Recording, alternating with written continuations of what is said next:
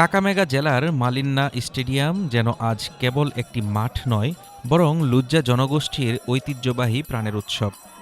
ইদাখো ও ইসুখা উপগোষ্ঠীর হাজার হাজার মানুষ নববর্ষ উদযাপন করল তাদের সবচেয়ে প্রিয় সংস্কৃতি গরুর নৈসর্গিক লড়াইয়ের মাধ্যমে। বড় গরুগুলোকে উৎসাহিত দর্শক ও নাচের ঢেউয়ের মধ্যে নিয়ে আসা হয়। তারপর তারা শক্তি আর নিখুঁত নিয়ন্ত্রণের প্রতিযোগিতায় মুখোমুখি হয়। এই খেলায় জীবনহানি নেই, শুধু বল নিয়ন্ত্রণ এবং পরিশীলিত কৌশলের প্রতিযোগিতা। এই খেলায় জীবনহানি নেই, শুধু বল নিয়ন্ত্রণ এবং পরিশীলিত কৌশলের প্রতিযোগিতা। এক অংশগ্রহণকারী বললেন, আমরা এটা উপভোগ করি, এটি আমাদের সংস্কৃতি, আমাদের পূর্বপুরুষদের থেকে আমরা এটা পেয়েছি, আর আমরা তা আজ সম্মান করছি। আরেক দর্শক যোগ করলেন, কেনিয়ান হিসেবে আমরা আমাদের গরুগুলোকে উদযাপন করছি।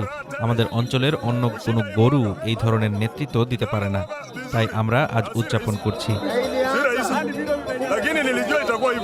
এটি শুধু ঐতিহ্য নয়, অর্থনীতি এবং সামাজিক উন্নয়নের এক শক্তিশালী প্ল্যাটফর্ম। গরু এখন শুধুই খামারের প্রাণ নয়, বরং মূল্যবান সম্পদ।